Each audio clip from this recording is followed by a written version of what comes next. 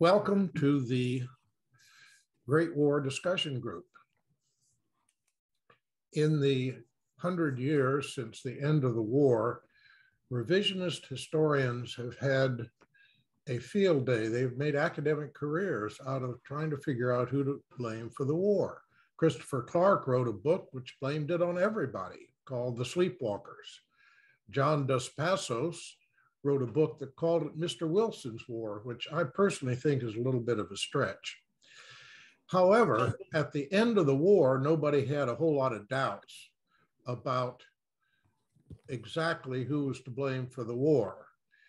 And at that time, they conceived of the idea of the War Crimes Trials. Jerry Phillips is going to tell us about that story. Jerry, the floor is yours. Thank you, Charlie, and welcome everyone. As Charlie mentioned, the subject of our discussion today is the Leipzig War Crimes Trials. Those who study these things believe they are truly the first significant attempt to devise a comprehensive system for trying war crimes. They were not terribly successful at the time, but history has judged them let's say more favorably. The photograph you're looking at here is the first session of the Leipzig Trials. The room is the big courtroom. It could seat 700 people. It was referred to as the Kaiserhalle. It sits in the Imperial Hall of Justice in Leipzig. And the court you're looking at, and excuse my German, is the Reichsgericht. It's the Imperial Court of Germany. So let's take a moment to review our agenda today. I hope we have something here that interests everyone, but I'm going to start out with a very quick overview of the trials to get you oriented. As we dig deeper into the details, an overview, I think, will keep you oriented. We will discuss briefly the Paris Peace Conference because that's where the issue of war crimes were first discussed, and it was first on the agenda. We'll take a brief moment and talk about the historical context of Leipzig trials. There were a few examples of war crimes trials before Leipzig.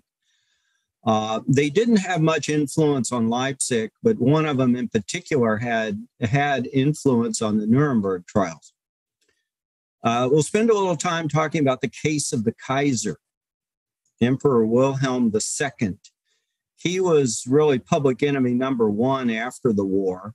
There was a great demand to hang him. And a good bit of effort was put in to try him, but it failed, as you will learn, and probably already know.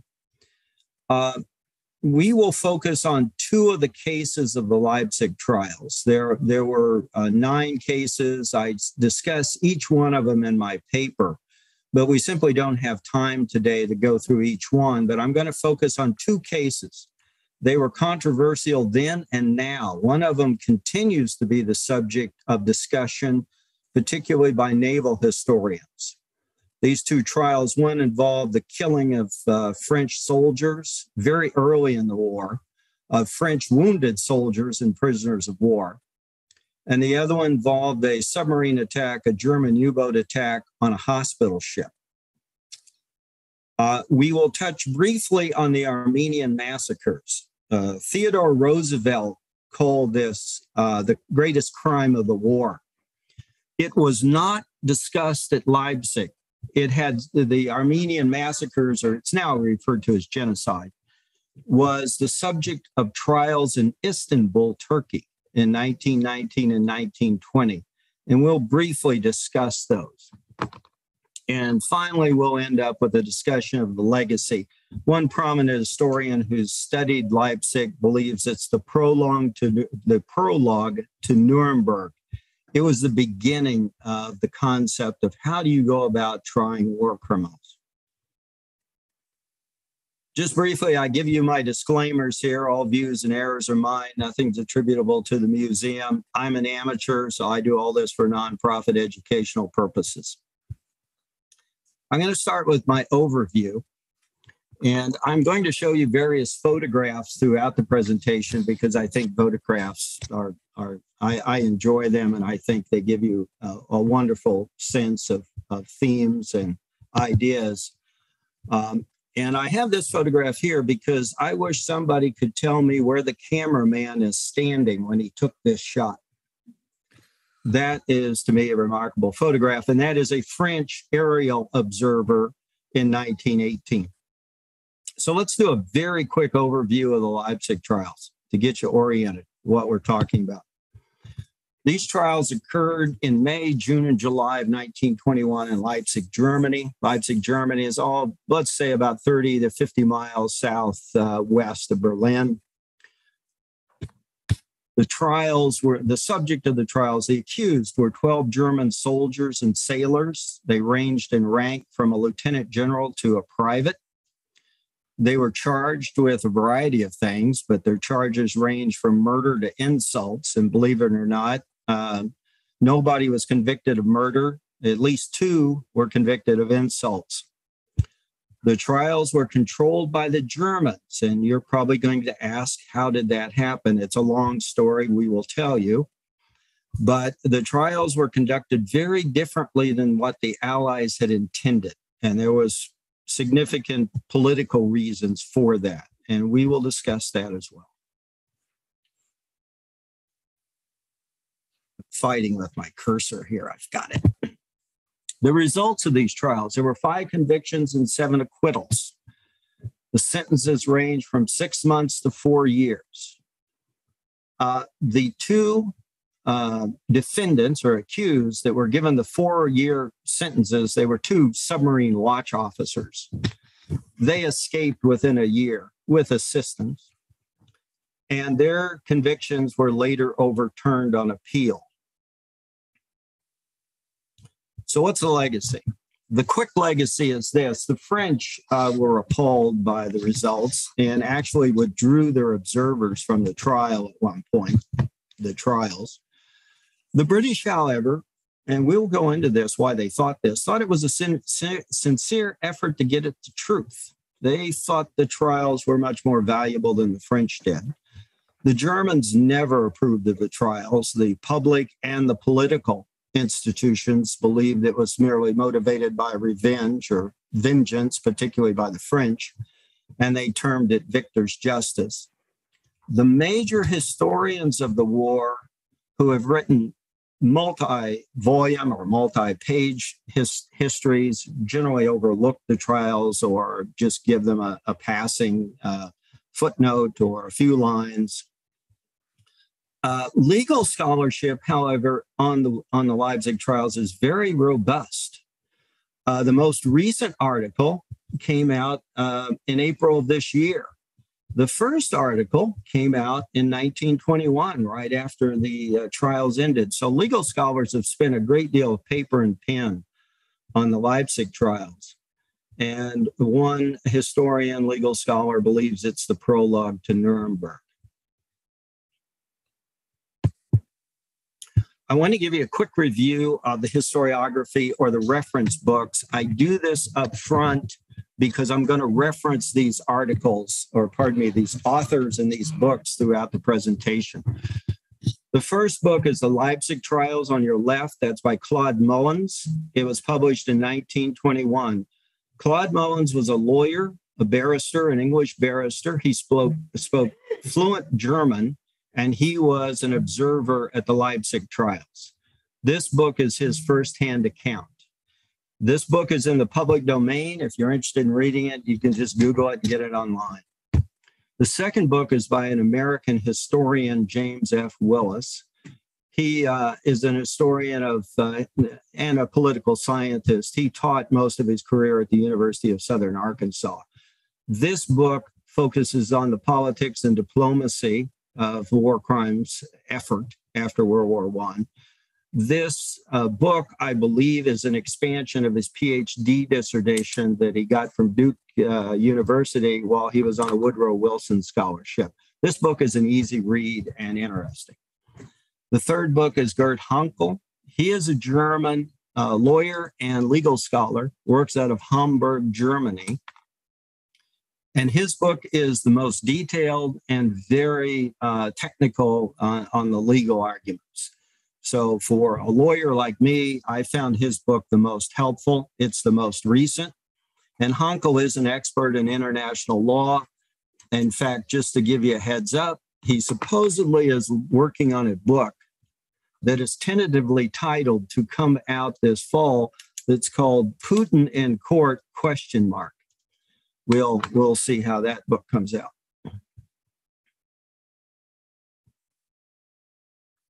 Charlie had it right. After the war, there was a great demand by the populace of the Allied powers and the politicians of the Allied powers to blame someone. There was a great demand for accountability. World War I don't mean to be overdramatic, but World War I was an enormous, catastrophic, collective shock to the psyche of human civilization. I'm being a little overdramatic there. But Ernest Hemingway probably said it better. He said World War I was the most colossal, murderous, mismanaged butchery that has ever taken place. Of course, he wrote that before World War II. But that was a common sentiment. That was a feeling. And I have this picture here because I think it captures the misery and desolation of the war pretty well. But this type of sentiment was very common in England, France, and even in the United States, that somebody, as David Lloyd George would say here, somebody has to be responsible for this war that's taken so many lives. David Lloyd George was running for re-election as prime minister in late 1918. He ran on the slogan, "We're going to hang the Kaiser," and he was re-elected. He thought somebody had to be found responsible. Common sentiment in the United States and especially in France. Whoops, I jumped ahead. I want to introduce you to this fella. There are people in history that you learn about that were quite influential, but generally are forgotten to history. This guy was quite influential with respect to developing the concept of trying the war criminals after World War I. It's Ernest Pollock. Besides being Solicitor General of England and Wales, he was a representative at the Peace Conference in 1919. He was on a commission formed by the Peace Conference to study war crimes. And he was an observer at the Leipzig Trials. And after the war, he had to go before Parliament and give his reasons for why he thought those trials were, at least in some form, successful and worthwhile. And also, I throw in this photograph because you have to marvel at this guy's legal garment. You just don't see clothes like this today. Number three, there were more than three, but we're going to focus on three for limitations of time and because these three were really animating issues. These drove the demand for war crimes trials. We're going to talk about each one in turn.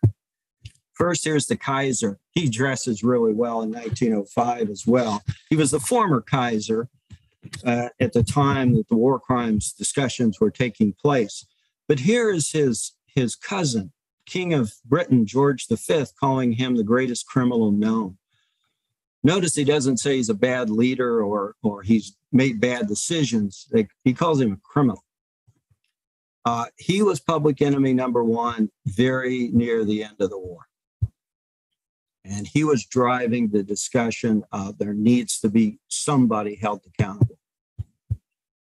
Another issue was unrestricted submarine warfare. Here's James Willis's comment. He said, no event of the war aroused greater anger. He's referring to the sinking of the Lusitania. And throughout the war, the British particularly were very upset with the Germans over the use of unrestricted submarine warfare. I want to take a minute here and explain that this issue is complicated. It's a complicated social, legal, and military problem, the unrestricted submarine warfare. And to define it, the Germans would say, we're going to delineate a zone in the ocean, and that is a war zone. And anybody who sails into it is liable to be attacked and destroyed by our submarines. They didn't care if you were a passenger ship, a cargo ship, or a neutral ship. That's the idea of unrestricted submarine warfare. Understand that that was a violation of what was then understood to be the law of the sea. The relevant law at that time was the cruiser rules or the prize rules. Those very specifically said, in times of war, a naval vessel, a military vessel, should not attack the passenger ship. If it attacked a cargo or commercial ship, it was obligated to stop the ship, allow the crew to get off to a place of safety, and then it could destroy the ship. That simply did not work with submarine warfare. Submarines could not function under those rules, so they violated them. What is interesting is, whoops, I jumped ahead again. My apologies. What is interesting is the Germans gave notice. Here's the notice that they gave to the Lusitania passengers roughly 10 days before they were attacked. And it said, you're on notice that you're subject to attack if you sail through our zone. The complexity is the Germans always believed that submarine warfare was an appropriate response to the British blockade of their ports. The British throughout the war blockaded their ports, and the Germans argued that is harming our civilians. So you are engaging in war crimes, Great Britain. So this has been a complicated issue. It was difficult to try at Leipzig, and it proved also difficult to try at Nuremberg. And we'll talk about that briefly. But this issue of submarine warfare infuriated the British, but created significant legal problems. Let's talk about the third animating issue is treatment of prisoners of war. Prisoners of war in World War I were an enormous logistical problem. They were not anticipated in any way the war would go for 4 years and that they would produce up to 9 million total prisoners. The Germans at the end of the war held about 2.5 million from over a dozen different countries. Mistreatment of prisoners of war was used as propaganda by all sides throughout the war. But there were, in fact, instances at the various prison camps where prisoners were subjected to disease outbreaks, malnutrition, and forced labor that resulted in deaths. And this was an issue that the British particularly were very upset about. And at Leipzig, there would be two categories of crimes that were tried: mistreatment of prisoners of war and submarine attacks. Those are the two central issues that would drive the Leipzig trials. Well, let's go to the peace conference now. As I mentioned earlier, the peace conference was the war crimes issue was a priority at the Paris Peace Conference starting in January of 1919. It was a priority in the sense that it was taken up first. It was probably not a priority substantively when you consider the other issues like economic reparations, German disarmament, the League of Nations, and so forth. But it was taken up in the first 2 weeks. The conference formed a commission to study the issue. This commission worked in secret for 2 months. It produced a report. From that report, recommendations were made, and the Treaty of Versailles included express provisions on the trial of war criminals. Let's talk a little bit more about the commission. It has a long name: the Commission on the Responsibility of the Authors of the War and on Enforcement of Penalties.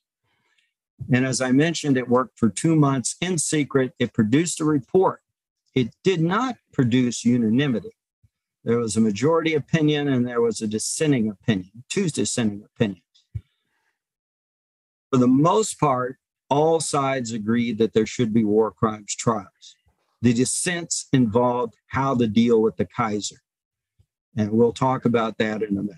There was a real legal problem with dealing with the Kaiser in the opinion of the United States particularly.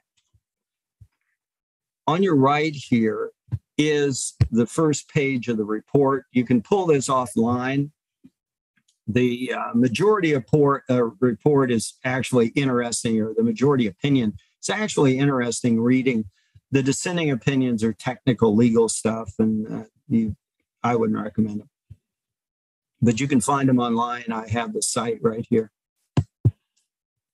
Let's talk about this dissent the American have and some of the politics of this commission. The chairman of the commission on the responsibility at the peace conference was Robert Lansing. He was the United States Secretary of State. Lansing was a lawyer. He also was an experienced international lawyer. However, he had very clear views on foreign policy. He opposed the trial of the Kaiser. He was generally skeptical of war crimes trials. And he was a fervent nationalist. He believed in the principle that a country, a sovereign nation, had the right to do whatever it needed to do to protect its national interests, which is somewhat at odds with the idea of having an international forum to try crimes. James Willis pointed out in his book that he thought Robert Lansing used every tactic he could think of to frustrate the efforts of the commission. I don't know if that's true. I'll take him at his word, but needless to say, this is some of the politics behind the commission and the division that developed. Let's talk about what the Treaty of Versailles actually says about war crimes. It's Article 228 and 230. It directs the prosecution of those who violated the laws and customs of war. It sets the standard. It establishes tribunals consisting of certain allied powers to hold these trials. And it says punishment is going to be laid down by law. So it seems like we've got a plan here to move forward. And it also imposes some very strict responsibilities and obligations on the Germans. It forces the Germans to admit war guilt and responsibility for the war. This is Article 231. This is the famous war guilt clause. It forced the Germans to acknowledge that the Allies had a right to hold these war crimes trials. It required the Germans to cooperate, that is, to provide evidence. And it required the German government to turn over the accused. So the Allies could say, turn over your citizens to us so we can try them. This is what's in the treaty.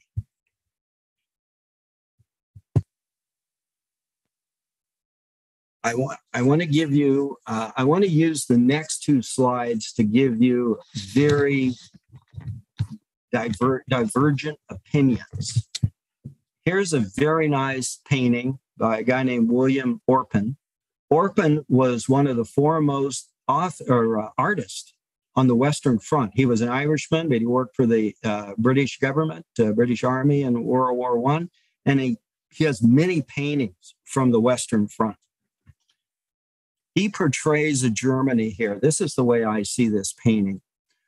Look at the fellow in the chair is Johannes Bell. He's one of the representatives for the Germans.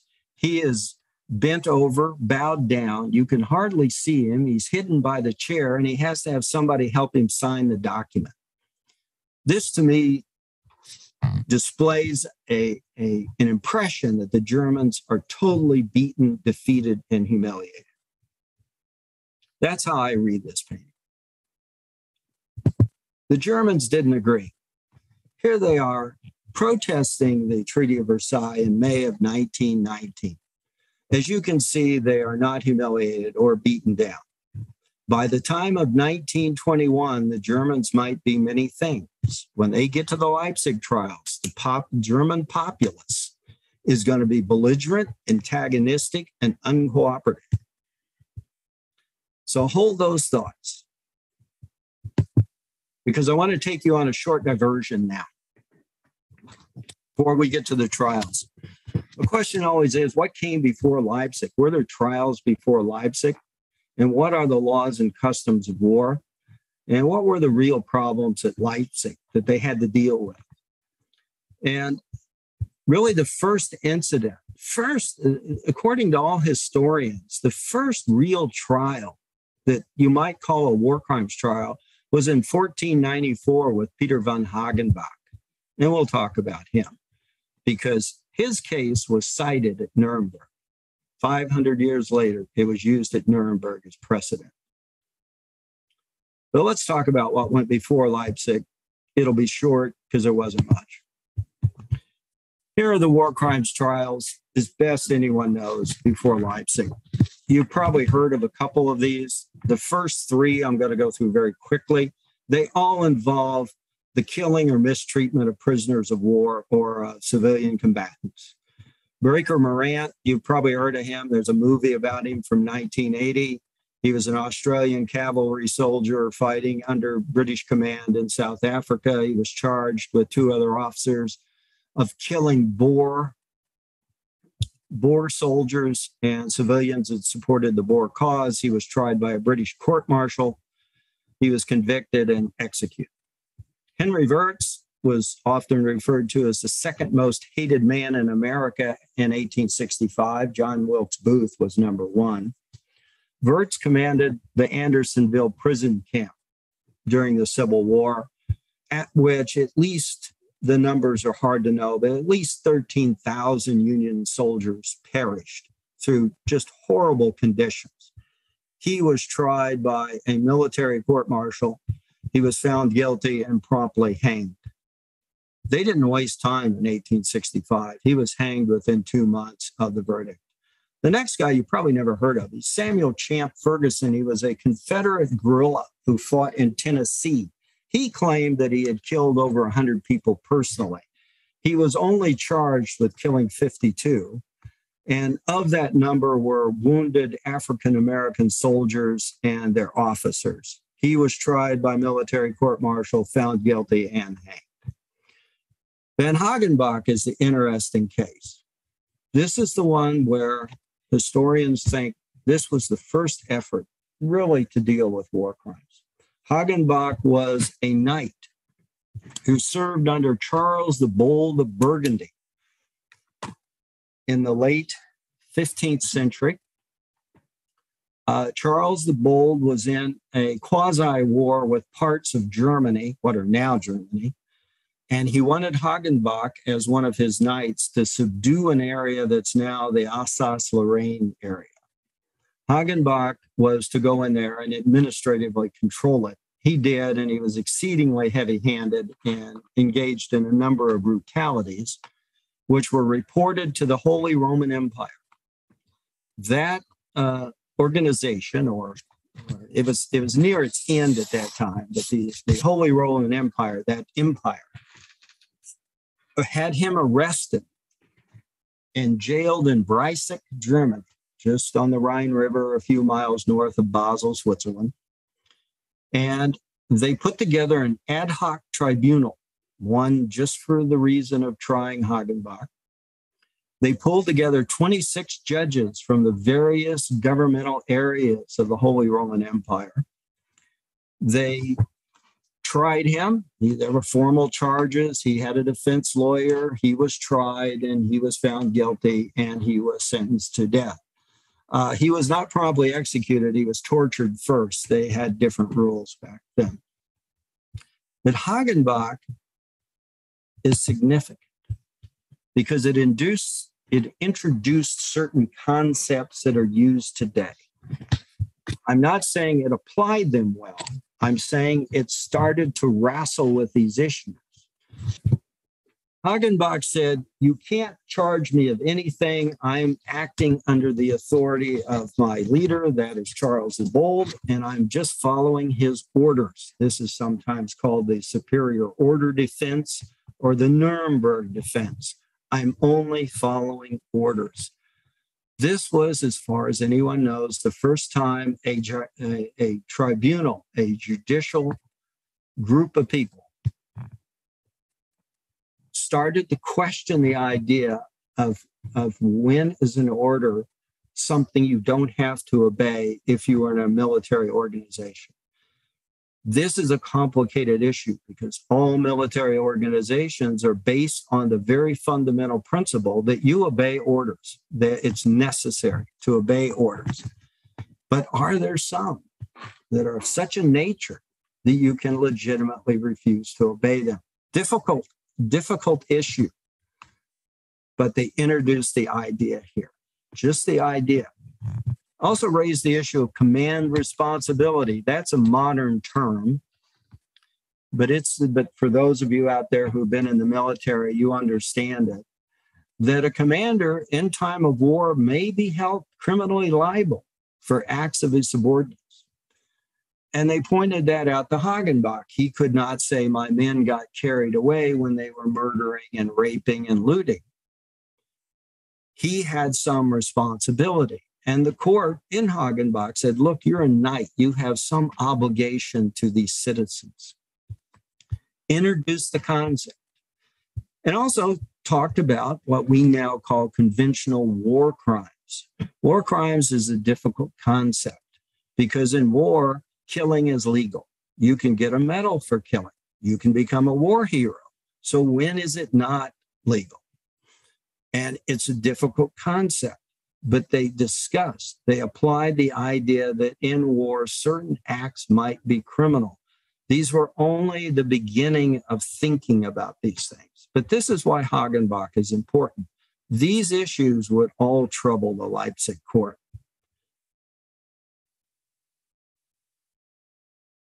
Briefly talk about the laws and customs of war as they existed in 1921 or so. They mainly were composed of treaties and conventions that had been agreed upon by various nations in the 50 or so years before World War I. The Paris Declaration, which ended the Crimean War, outlawed piracy and it imposed the prize and cruiser rules. We mentioned those briefly. The first Geneva Convention is the first time that you could recognize the symbol of the Red Cross as something you shouldn't shoot at. It said that means there are wounded people there, people that are receiving medical care, and it's not a fair target. The St. Petersburg Declaration just dealt with a few things, but it generally outlawed certain types of small arms munitions. More significantly, the Hague Conventions were a robust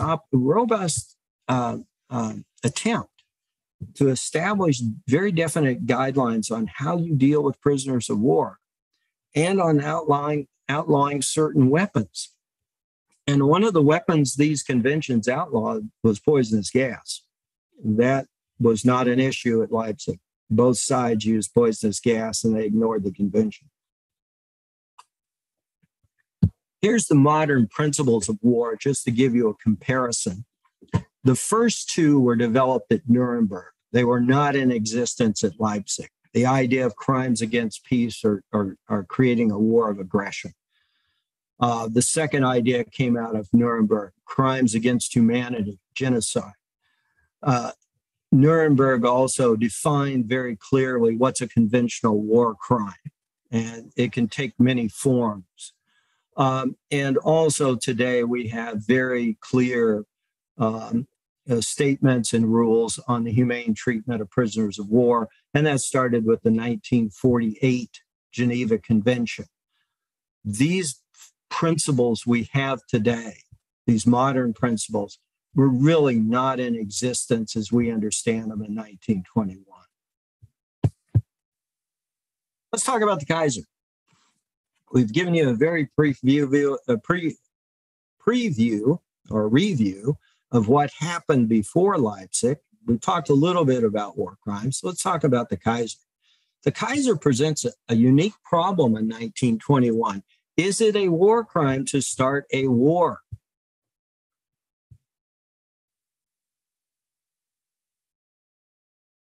But first, let's review the Treaty of Versailles, Article 227. This article publicly arraigned, that means indicted, formally criminally charged the Kaiser for a supreme offense against international morality and the sanctity of treaties.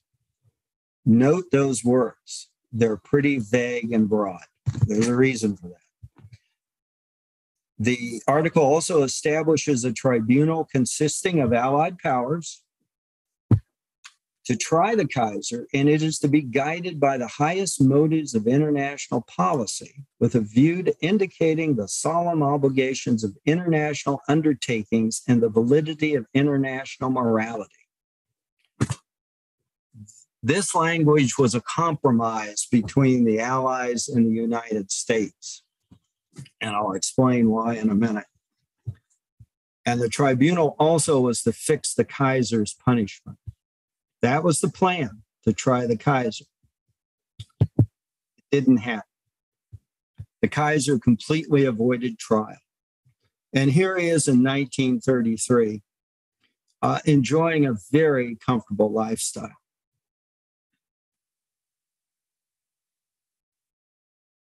Why did it not happen? There were political problems.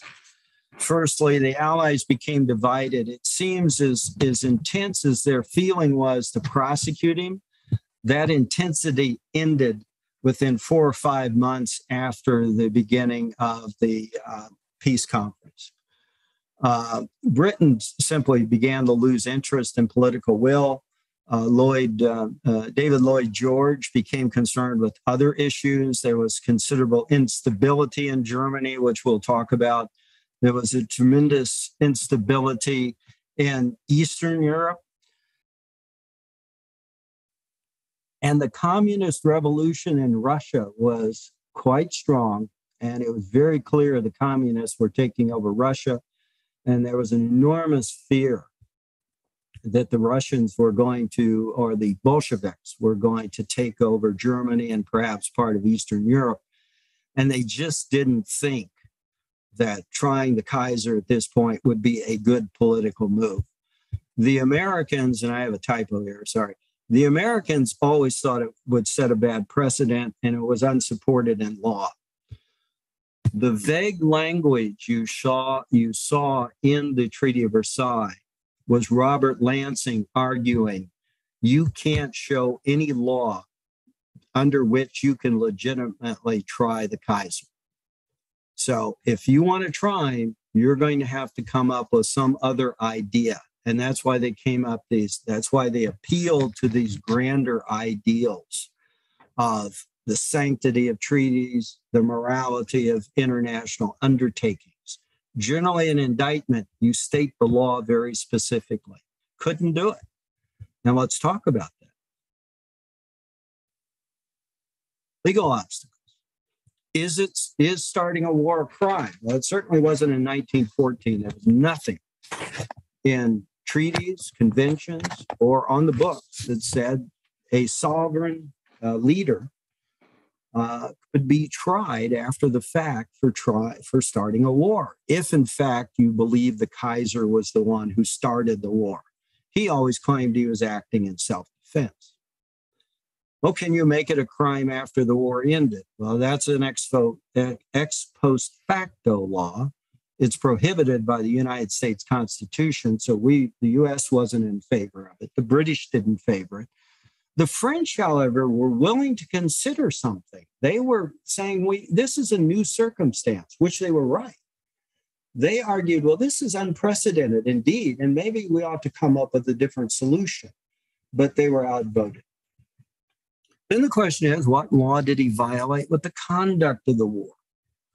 He didn't shoot anybody. He didn't fly a plane and drop bombs. So what law did he really violate? Well, they couldn't identify any. And then they looked, has there ever been an instance where the former head of a sovereign nation has been tried because the war didn't turn out well for him? Well, there wasn't really any legal precedent. And Gerd Honkel says it well here. He says, in the end, no international principle could be shown at the time, recognizing that a sovereign who abdicated could be prosecuted or even condemned for earlier government acts, including waging war. There was no legal basis to charge the guy, is the conclusion. This would change at Nuremberg, and we'll show you how. Whoops. There was another practical problem. I'll go through this briefly. The Kaiser had abdicated and obtained asylum in the Netherlands. The Dutch refused to turn him over.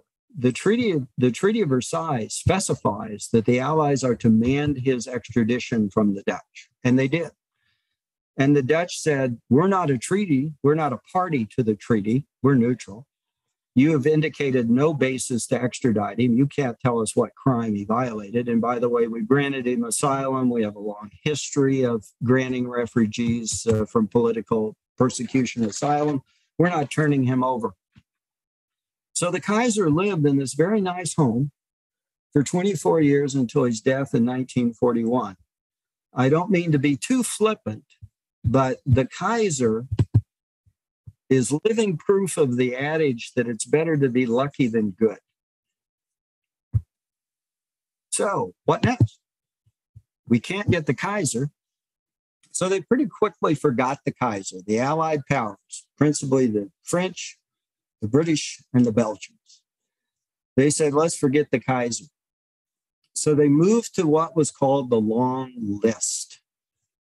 They sent a list of 890 names to the German representative in Paris and said, send this to your government, and we want these people turned over to us because we're going to try them for war crimes. The representative in Paris was a guy named Lersner. He figured out what he was being asked to do. He returned it to the Allies and quit his job and returned to Berlin. He would not submit it to his government. That gives you a hint of what is to come. What the Allies did then is they sent the list to Germany by courier, sent it to Berlin by courier. And let's review who was on the list. There's 890 names. Most of them were ordinary soldiers, but there were some important people. They were trying to get some key policymakers, senior leaders. Erich Ludendorff was on the list. Von Tirpitz, the Grand Admiral, was on the list. Bethmann Hollweg, who was the chancellor, a very senior diplomat, was on the list. And significantly, the three pashas, these are the three Turkish leaders of the Ottoman Empire that was primarily responsible for the Armenian massacres. They were on the list. So these are important people. Well, let's review the German reaction.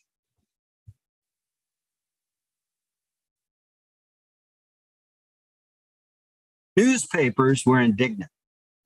They would write, this was the most extreme humiliation to have this demand placed upon them to turn over their citizens. There was formal and informal resistance. Many of the soldiers and sailors on the list were young men of low ranks. And organizations were formed, or groups were formed, that suggested to them that they ought to just make themselves scarce, disappear. And these were referred to as children's vacation organizations that just disappear, get out of the country, go away, don't get caught. The various governments of the internal states of Germany issued declarations of opposition. And they called this demand hypocritical justice. And there were public protests throughout the streets. They called the war guilt clause the Schmock Paragraphen. That's the clause of shame, as I understand it. So as you can see, the Germans are not keen on turning their people over. And let's look at an ominous development here.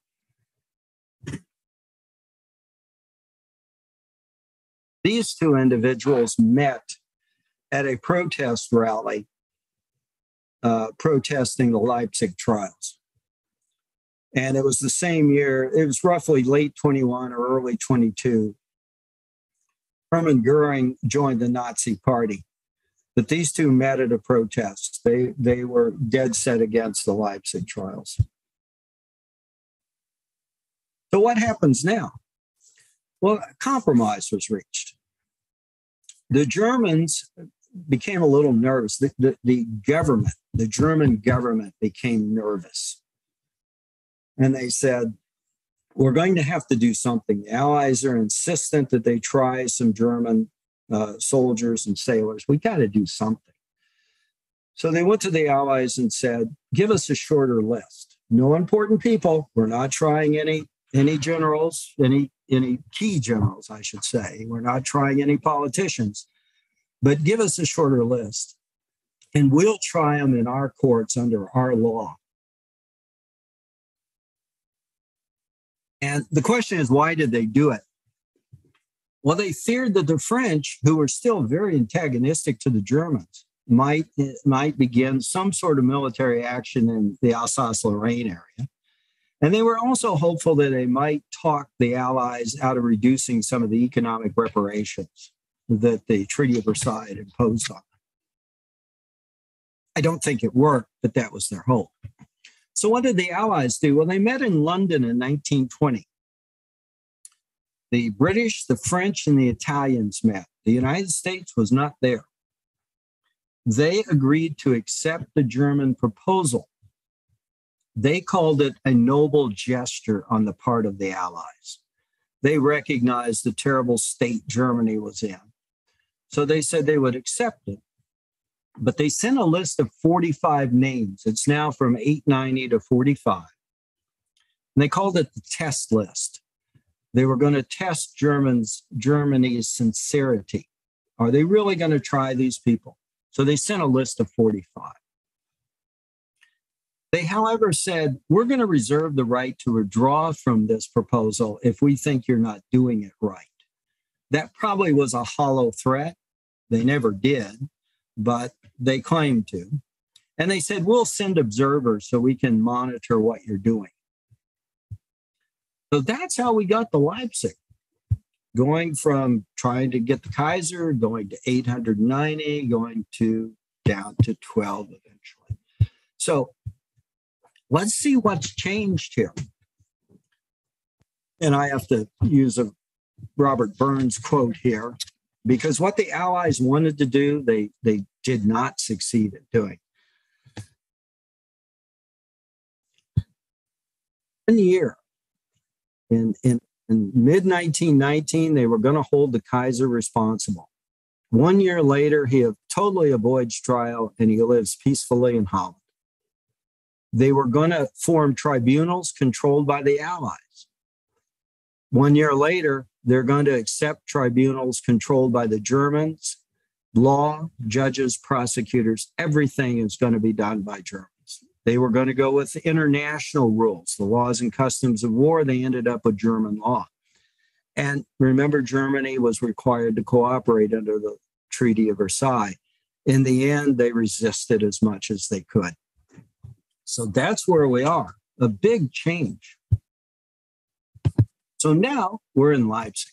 We've finally made it, what you've all been waiting for. I believe in ironies in history. If you'll notice, Leipzig lies almost halfway on a straight line between Berlin and Nuremberg. I think that has to be an irony. The other thing, just for interest, Leipzig was a city of music.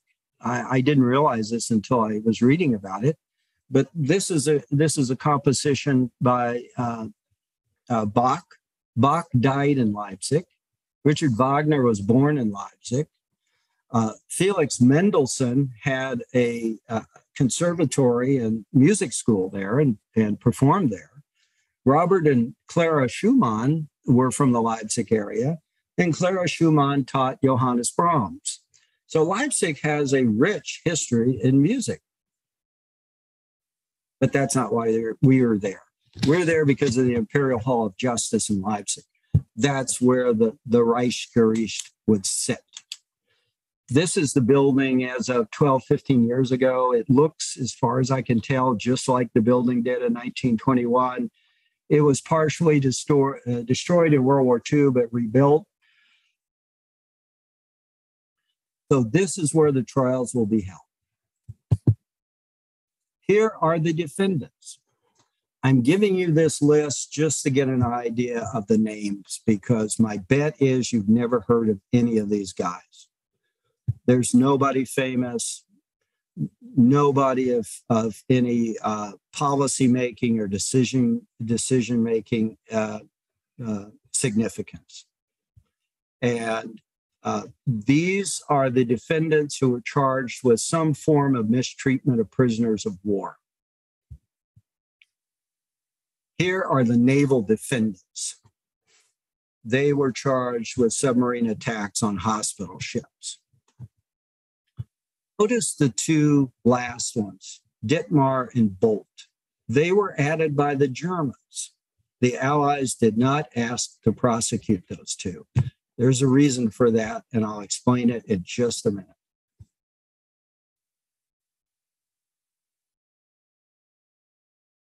So let's talk about the trial process. How did this work? Well, first of all, it was followed in the world press. It was kind of a big deal at the time.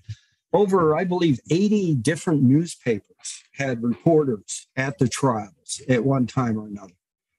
There was wide public attendance. The courtroom could handle up to 700 people, and in a number of trials, it was filled. The trials will be conducted by 7 judges. Primarily, it will be conducted by the president of the court, a guy named Schmidt. He's going to do all of the questioning. It's under a European system of justice. That means there's no jury trial. And the judges control everything, and principally Schmidt controlled everything. Claude Mullins referred to it as a fairly rough and ready form of justice, but it's the way the German court, as far as we know, the German court followed its processes.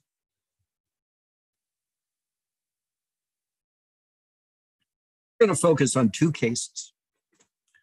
One of them is on Lieutenant General Karl Stenger and Major Benno Kirschitz. They were infantry officers, I believe, of the 119th Infantry Regiment. Don't hold me to that.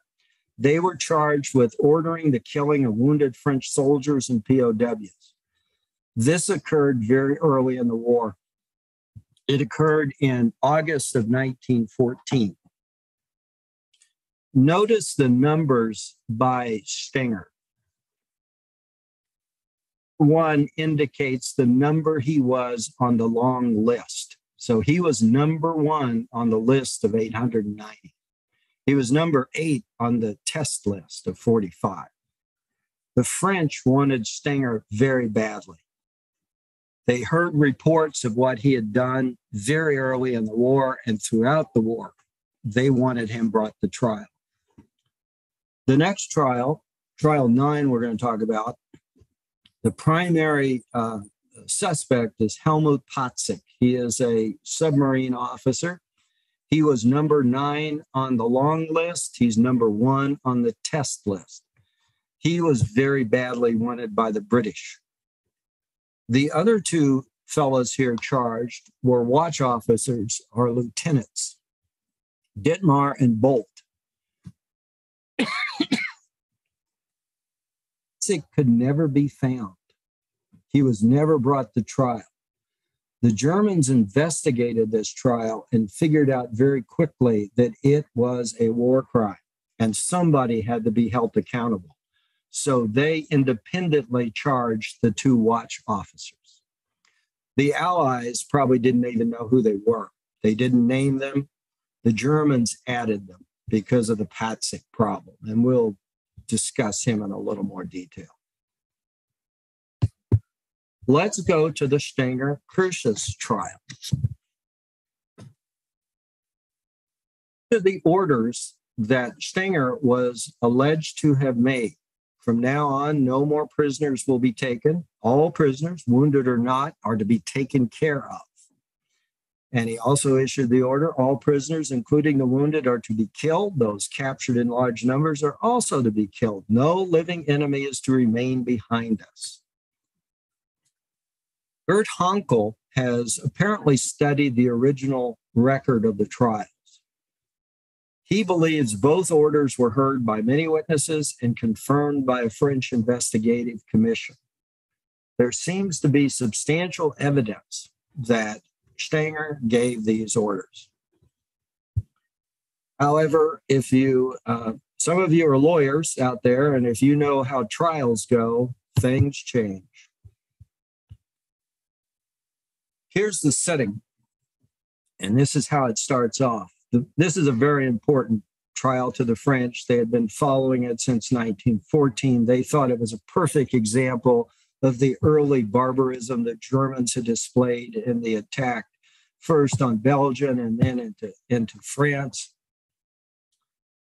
And here's what the German prosecutor did. He indicted Curtius.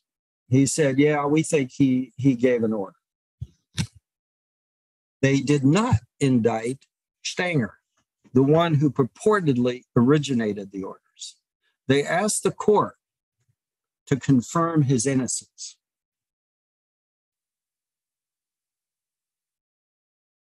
I'll let that set with you in a minute, because this is an interesting cultural trial.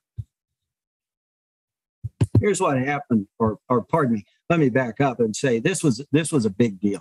This trial went on for 6 days. There were over 700 people in the courtroom. There were 54 witnesses. There were 5 experts. This was a major undertaking and trial.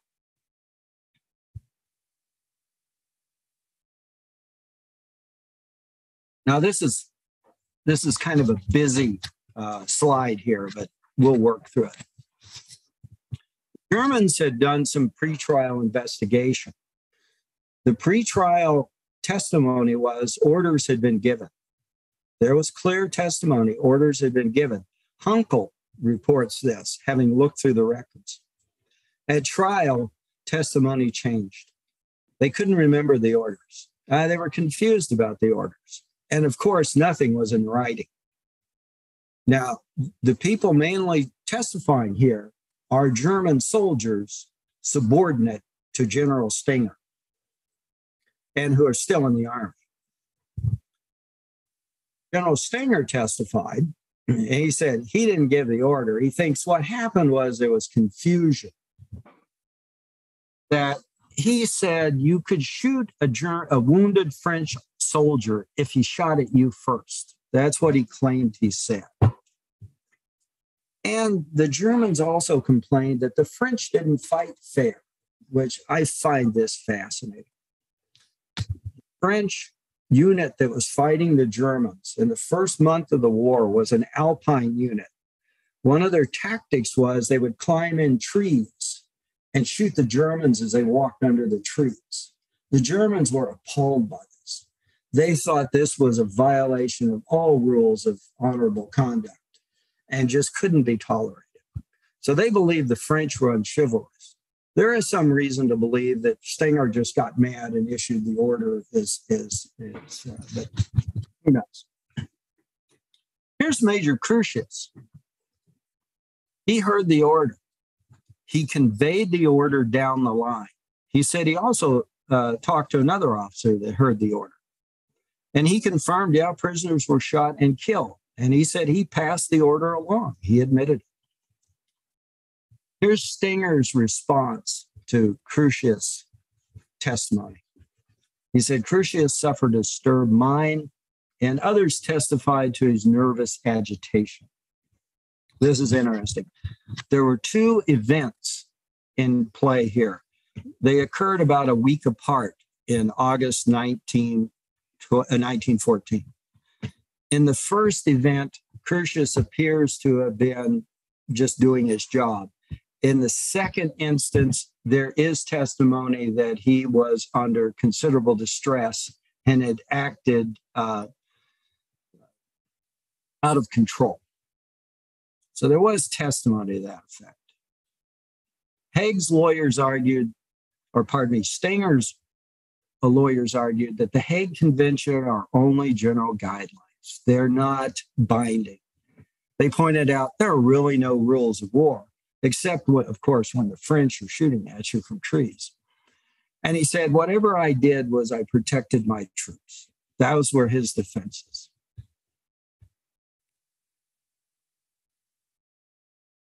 Here's the result. Stenger was acquitted because the court found, quote unquote, he did not order indiscriminate killing. And the prosecutor, in making a closing argument, said, Stenger is a man of his word. We can completely believe him. Crucius was convicted in the first instance. There were two incidents of shooting prisoners a week apart. And they found that he was grossly negligent because he should have realized the order to kill prisoners is not an appropriate order. That deals with the superior order defense. That is generally something a German court would not recognize, but here they did. In the second incident, he was acquitted because they found him mentally incompetent. He was sentenced to 2 years in prison. So let's wrap this up here. Or let me touch upon this. If you want to take anything good from this trial that legal scholars have, they took the idea that there was a very slow development, that even a German court that didn't normally recognize these defenses or these concepts, that it recognized that there are certain orders that might be illegal. The higher order, the prosecutor spoke of a higher order as not justification for committing a crime. That is a bold or a very significant comment coming from a German prosecutor in 1921 to even acknowledge that. And the court said Crucius committed a serious violation of an international legal principle. Here, the court is even saying maybe international law can apply to a German soldier in wartime. To those who say something good of this trial, something good came out of this trial, they point to these two brief comments by the court and the prosecutor that maybe the law is developing. It didn't take, but it's something to think about, and the legal scholars comment on this. But here we are. Here's the reactions. The French were very upset. They recalled their observers from Leipzig and said, we're done with this. The Germans, however, were quite satisfied. They thought the results were reasonable and the French vindictive. What was interesting is the German culture came out in this trial. And Claude Mullins will comment on this in his book. The court, throughout the trial, deferred to General Stenger, referred to him always as His Excellency. That's how he would address, that's how the court would address a party. It was generally just accepted by the court and by the German people that an honorable German general would never issue an order to shoot prisoners. And besides that, General Stenger was a war hero. Here he is. And he lost his leg to the French artillery in 1915. What's also interesting is, during the trial, Stenger would not sit down. Whenever anyone was testifying against him, he would stand up, just like you're seeing in the picture, and look at the witness and stand at the table. The court asked him to sit down, or would he be more comfortable? And Stenger refused. So it's under those circumstances that it's pretty hard to testify against a senior general and a German war hero. That's some of the cultural aspects of the trial. Gert Hankel comments on these issues that said this trial had a lot of political implications. Let's go to the next trial. The sinking of His Majesty's hospital ship, the Llandovery Castle. On the left, obviously, is a hospital ship. Notice how well it's marked. It is a hospital ship with many crosses. On the right is the sub that sank it, just for. And here's what happened. The hospital ship was sailing from Halifax, Canada, to England to take up duty. It did not have any wounded soldiers on. It was coming into its duty station. On June 27, 1918, in the evening, it was torpedoed by the U-86. It was torpedoed about 116 miles off Ireland. That is significant because it was not in a designated war zone. We know that the Germans would designate war zones, and if you were in them, you were subject to attack. This ship was attacked outside the war zone. The torpedo did immediate damage. It destroyed the telegraph. No SOS was sent. The ship sank very promptly in 10 minutes. There were 258 aboard. At least 90 of them were medical personnel, medical officers. And there was another 12 female nurses on board. The few survivors did testify that at least 5 lifeboats were launched.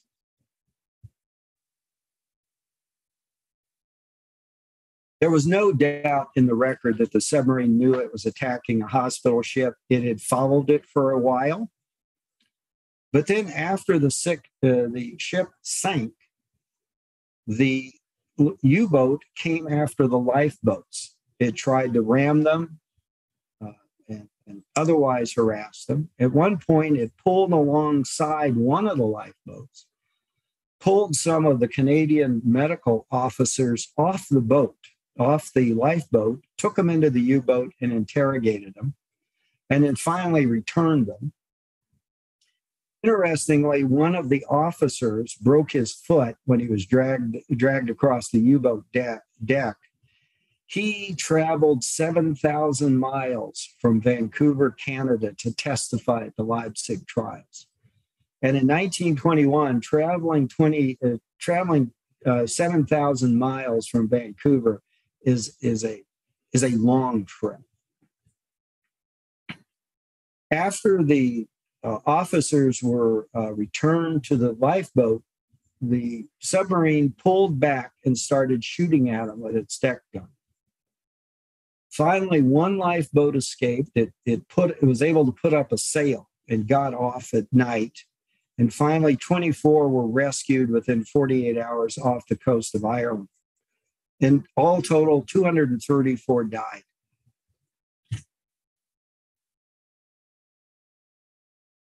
Now let's go to Mr. or Lieutenant Patzig. Here he is. This is the lieutenant commander of the U-boat that attacked the hospital ship and then attacked the lifeboats. He was apparently a fairly competent U-boat captain. He was credited with sinking 24 ships during the war. But it was uncontroverted that he ordered the attack on the ship. It was pretty clear he disobeyed orders because he attacked outside a war zone. It was developed that he falsified the ship's log because he omitted any reference to sinking a hospital ship in the log. And he coerced his crew to remain silent. He threatened them.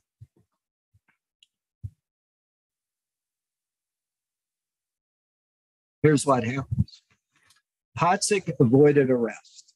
He was charged by the German prosecutor with murder, and his charges stood for a number of years. But he had fled Germany. Most think he was in South America, and he was never arrested. And that's when the prosecutor and the Germans realized we have a problem on our hand. We have probably a legitimate war crime here. We need to charge somebody. So they charged the 2 watch officers, Dittmar and Bolt. Here's what's fascinating about this. You have 2 crimes here. You have the sinking of a hospital ship, not in a war zone, a totally non-combatant ship, clearly identified, but no one was ever charged for the attack on the hospital ship. Germans never charged. all the charges related to attacking the lifeboats.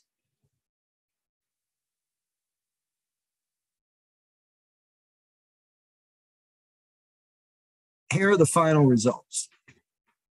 Bolt and Dittmar, the two watch officers, they were found guilty of aiding and abetting manslaughter in attacking the lifeboats.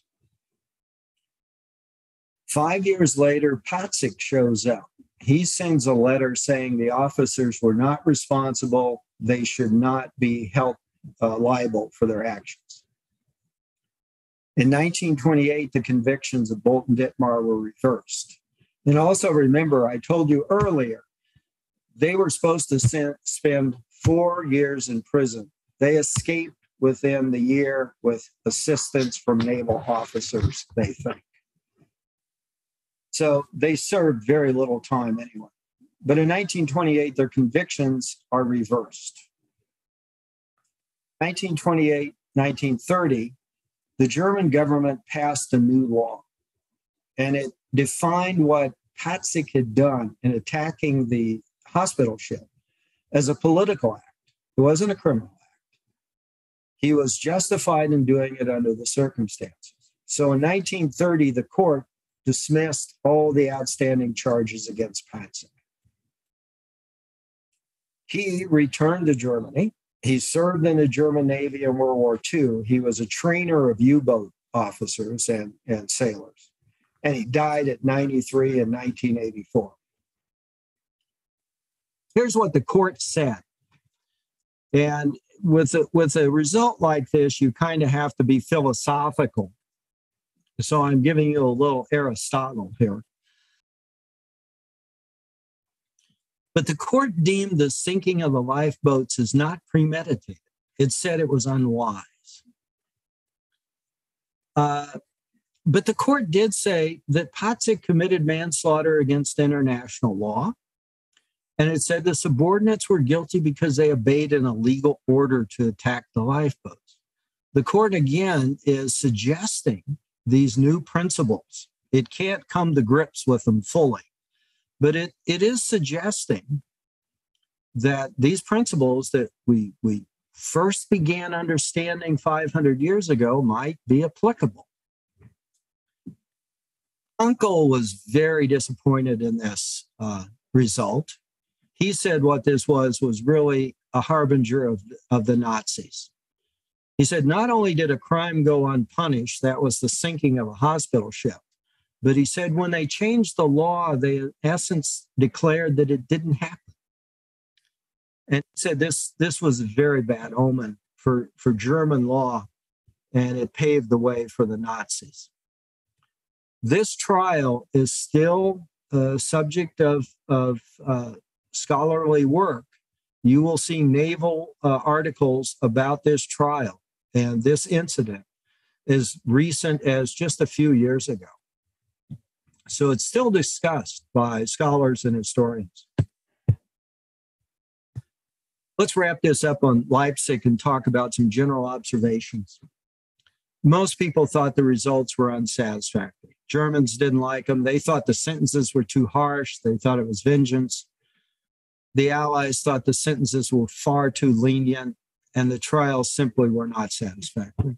The British, however, were complimentary. They said they thought the trials were fair under the circumstances. Under the circumstances means that if you're going to let the Germans try them, you have to understand German law and German culture, which emphasize discipline, obedience, and military tradition, and the belief that their military soldiers simply were honorable and they were just doing their job. You can't find them liable for a criminal act in war. Germans had a real hard time with that idea. In fact, their criminal law was inadequate, is what Gert Hankel would say. And also later on, people said, you picked the wrong people to charge. You really should have insisted on charging the decision makers and approaching the trials in a different way. Those are some of the general observations of the Leipzig trials. We'll come back to them a little bit later when we talk about a comparison with Nuremberg. But I want to tell you, here's the short view of the Leipzig trials from a World War II historian. Richard Evans is a very good historian on the Third Reich. He's written 3 volumes on the Third Reich. That's really impressive. And he said, this is what happened after the Leipzig trials.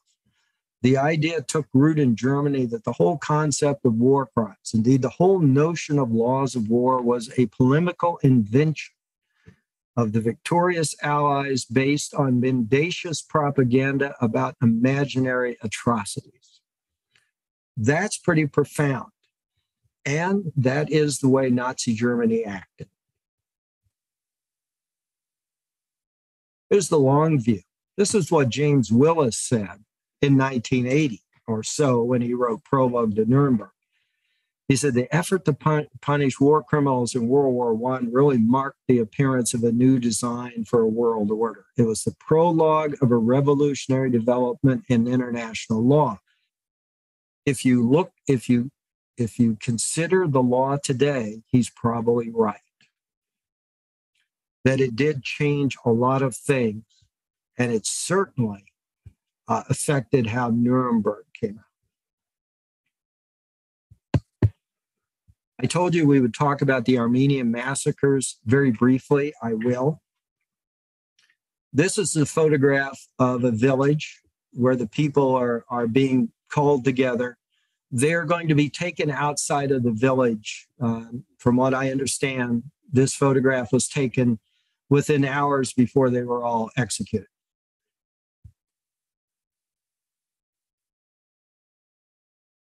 I am in no means an expert on this. I'm only going to cover this to give you a sense of what the Istanbul trials were about. But the Armenian massacre, or genocide as it's called today, occurred between 1915 and 1918. It was known when it was going on to the Allies. It was known to the Germans. Even German diplomats in Turkey complained to their government that it was going on, that the German government ought to speak to the Turks to stop it. Didn't have any effect.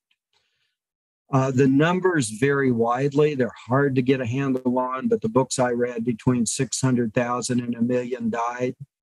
There was a significant forced dislocation of the Armenians, and the Armenians are an ethnic Christian minority in Islamic Turkey.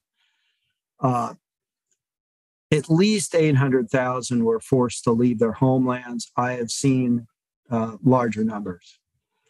This was all instigated by the Ottoman Turkish leaders, the 3 pashas. They're sometimes called the Young Turks. And here they are. After the war, the British were insistent that the Young Turks and those responsible for the Armenian massacres be prosecuted.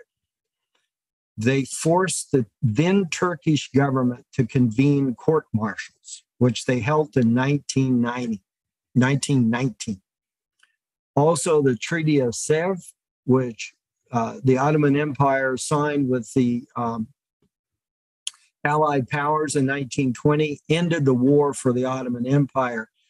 And the Treaty of Sèvres had very similar provisions in it as did the Treaty of Versailles. The Turkish court-martials went on for about a year or two from 1919 to 1920. They are controversial in and of themselves. About 160 persons were tried. There were a number of convictions. There were death sentences. There were prison terms of hard labor. However, significantly, the 3 pashas escaped trial, but they were all later killed. 2 were assassinated by Armenian operatives, and 1 was killed fighting the Red Army in southern Asia somewhere. Sean McMeekin, the historian who studied the Armenian situation and has written quite a bit on the Middle East in World War I, said these trials satisfied no one. They were controversial. They were disappointing as to the results. This issue is controversial today. But what's interesting, and I have time, so I'll mention this, it led to the concept of genocide.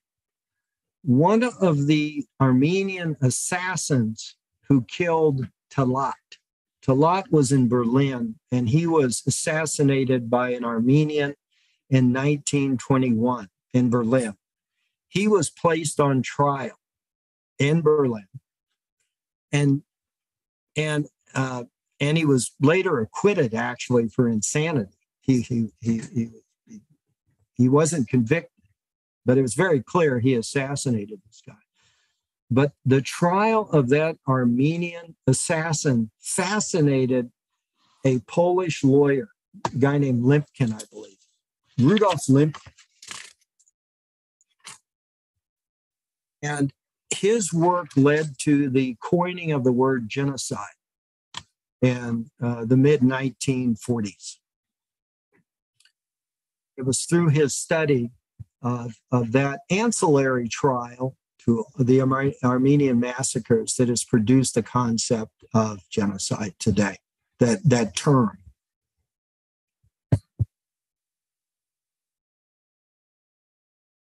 James Willis calls the Leipzig Trials the prologue to Nuremberg. Well, what are the lessons? Well, the lessons are you have to have a better understanding of what the applicable law is. Nuremberg resolved this. At Nuremberg, they had the London Charter, sometimes called the Nuremberg Charter, which set out very specifically what the crimes were and what the defenses that were available.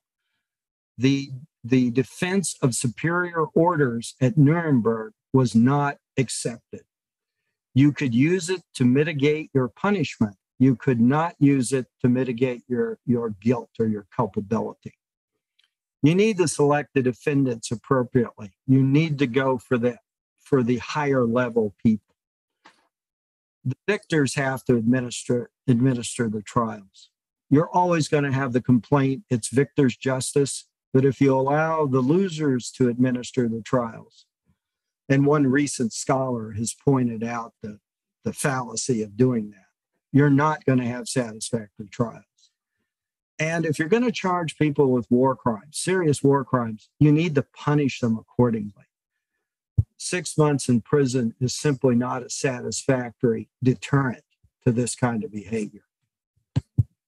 So let's briefly go through the difference and the lessons learned at Nuremberg.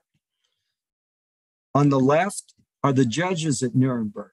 Notice they're in control. You have the Soviet Union, you have the British, you have the Americans, you have the French. On the right are the defendants there in the dock.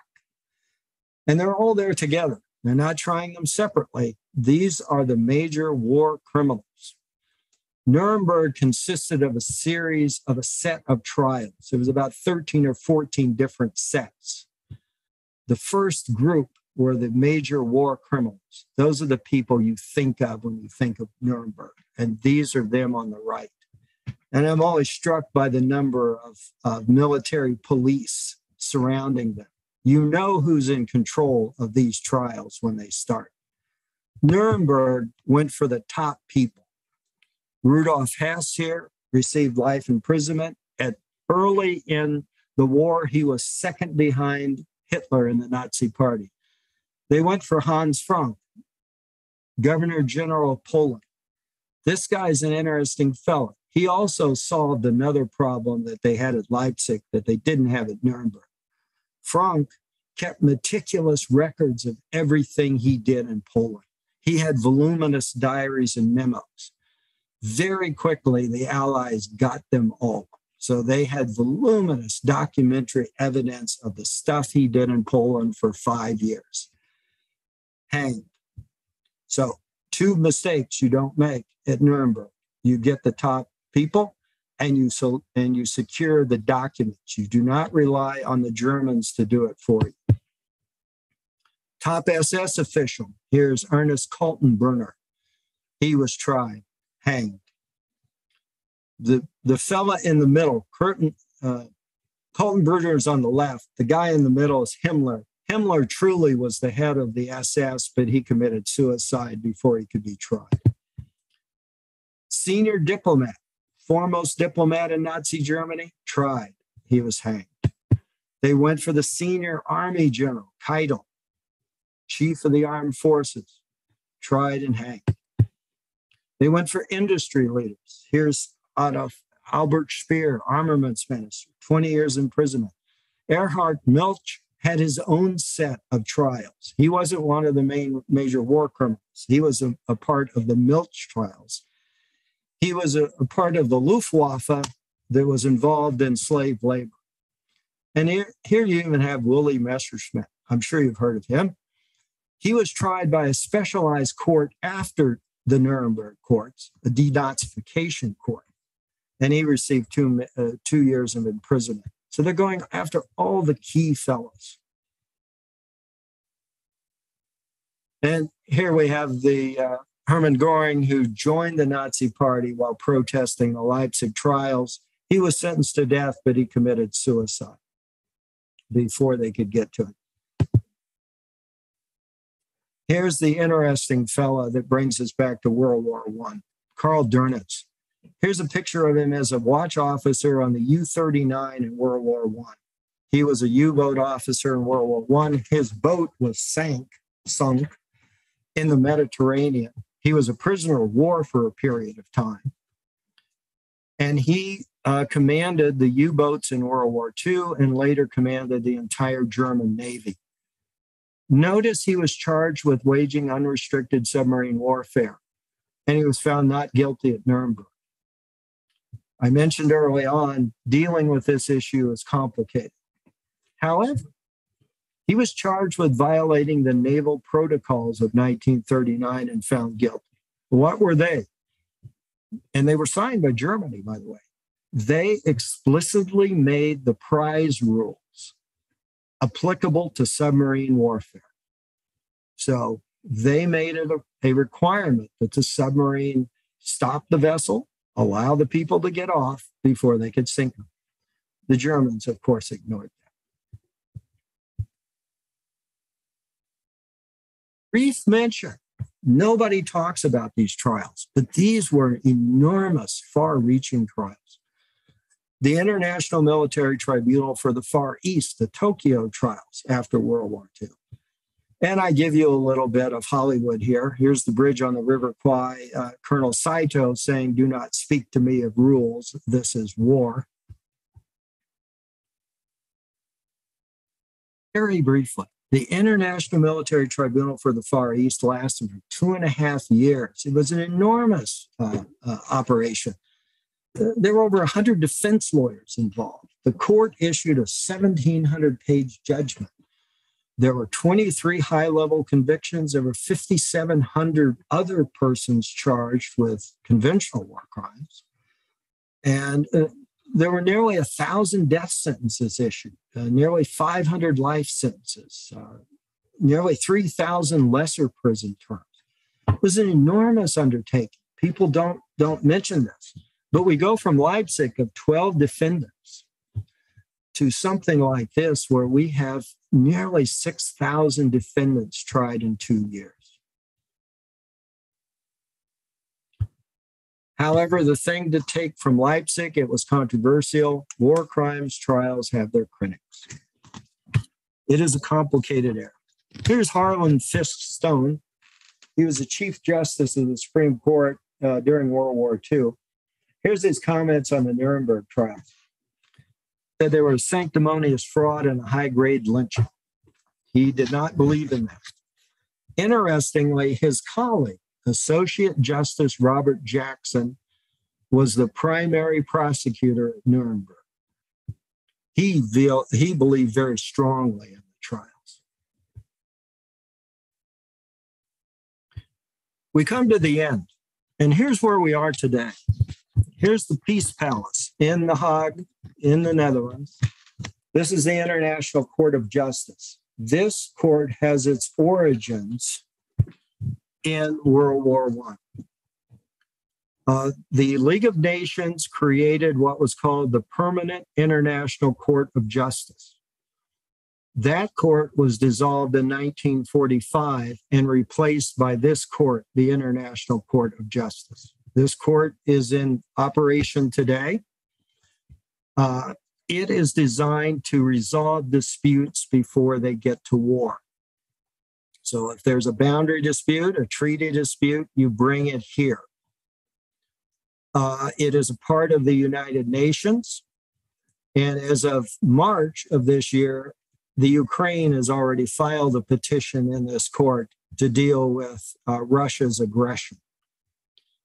But there is a second court called the International Criminal Court that also sits in The Hague.